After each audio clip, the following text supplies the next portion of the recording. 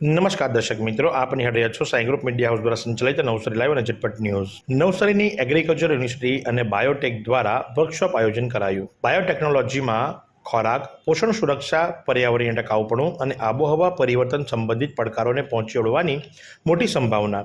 ભારતની 140 કરોડની વસ્તી માટે ખોરાક, પોષણ સુરક્ષા, પર્યાવરણીય ટકાઉપણું અને દેશની કૃષિ ખાદ્ય પ્રણાલીઓ પર આબોહવા પરિવર્તનની પ્રતિકૂળ અસરોને લગતા પડકારોને પહોંચી વળવા માટે કૃષિ બાયોટેકનોલોજી મોટી સંભાવના ધરાવે છે. નવસારી કૃષિ યુનિવર્સિટી અને બાયોટેક દ્વારા આયોજિત progress in agriculture biotechnology policies and practice પરના વર્કશોપ દરમિયાન નિષ્ણાંતોએ ભારપૂર્વક જણાવ્યું હતું કે કૃષિ ટેકનોલોજીની સંપૂર્ણ સંભાવનાને સાકાર કરવા માટે ટેકનોલોજીકલ ઇનોવેશન અને જવાબદાર સમજાવટ વચ્ચે સંતુલન જાળવવું મહત્વપૂર્ણ છે.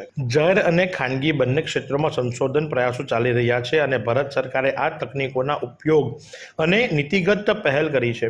આ સંશોધન પહેલને ઉત્પાદનોમાં અનુવાદિત કરવા માટે પણ મુખ્ય હિસ્સેદારો અને નીતિઓને સમજણને સક્ષમ કરવાની જરૂર છે. વૈજ્ઞાનિકો, કૃષિ અધિકારીઓ, ઉદ્યોગ અને ખેડૂતો કૃષિ બાયોટેકનોલોજી દ્વારા પરિવર્તન લાવવા પર ધ્યાન કેન્દ્રિત કરવાની જરૂરિયાત પર પ્રકાશ પાડવા મુજબ જણાવ્યું હતું. નોંધપાત્ર પ્રમાણમાં વિદેશી હુંડિયામણ બચાવ, ઉત્પાદનમાં વધારો અને ખેડૂતોની આવક વધારવાની સમસ્યાને વ્યાપક પરિપ્રેક્ષ્યમાં ધ્યાનમાં રાખીને ભારત માટે સર્વસ્વના સાંસ્કૃતિક, સામાજિક અને પોષક મહત્વને સ્વીકારવામાં આવશે. તાજેતરમાં થયેલી બેઠકમાં જાગૃતિ અને સંવેદનાત્મક કાર્યશાળાનું આયોજન કરવાની જરૂર પર ભાર મૂકવામાં આવ્યો હતો.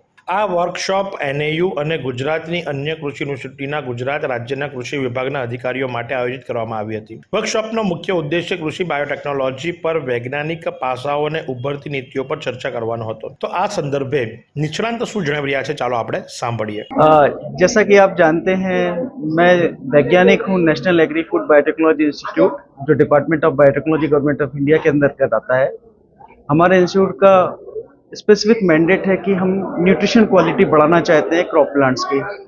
उसके लिए हमने बनाना को अपनी रिसर्च के लिए इन्वॉल्व किया है और बनाना में हम न्यूट्रिशन बढ़ाना चाहते हैं.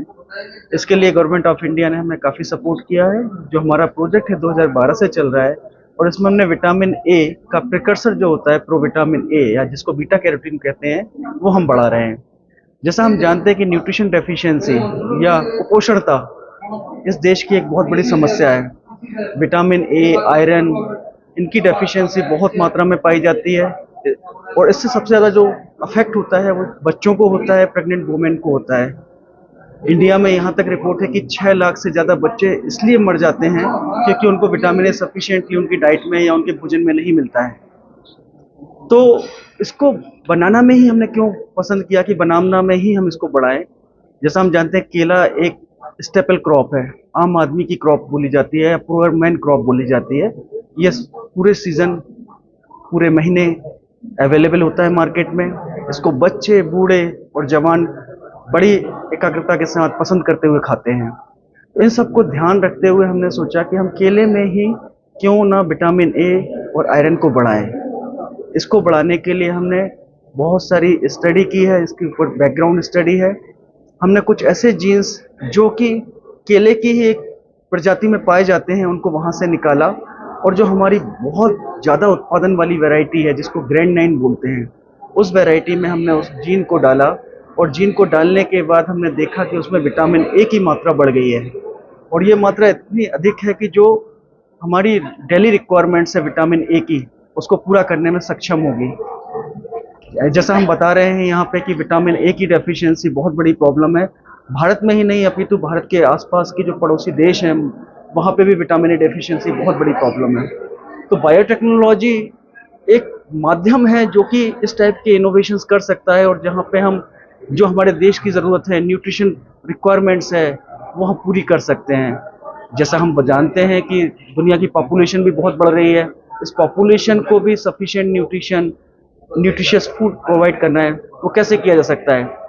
तो हमारा ये उद्देश्य है कि हम बायोटेक्नोलॉजी को यूज़ करें, उपयोग करें और उसको मानवता के कल्याण में हम किसी तरीके से इम्प्लीमेंट कर सकें। धन्यवाद। તો આ પ્રમાણે આજરોજ નવસારીની એગ્રીકલ્ચર યુનિવર્સિટી ખાતે એક વર્કશોપનું આયોજન કરવામાં આવ્યું હતું, જે આયોજન નવસારી એગ્રીકલ્ચર યુનિવર્સિટી અને બાયોટેક દ્વારા કરવામાં આવ્યું હતું, જેના થકી જાગૃતતા અને સાથે જ જે સંભવિત પાસાઓ છે એની ઉપર વિસ્તૃત ચર્ચા વિચારણા કરવામાં આવી હતી। તો આ જ પ્રમાણે આવા અવનવા સમાચારો માટે નિહાળતા રહો નવસારી લાઈવ અને ઝટપટ ન્યૂઝ। વિદેશ જવા માટેની પહેલી સીડી બની સરળ। વૈશ્વિક માન્યતા ધરાવતું મયુરી ફોરેન એડ્યુકેશન લાવ્યું છે સૌ પ્રથમવાર IELTS, PTE, ડ્યુઓલિંગો ની કોચિંગ ફી પર 75% સુધીની સ્કોલરશિપ અને મેળવો ઓરિજિનલ કેમ્બ્રિજના બુક્સ અને બેગ। આ સ્કોલરશિપ ફક્ત ટૂંક સમય માટે જ છે, તો આજે જ સંપર્ક કરો મયુરી ફોરેન એડ્યુકેશન નવસારી।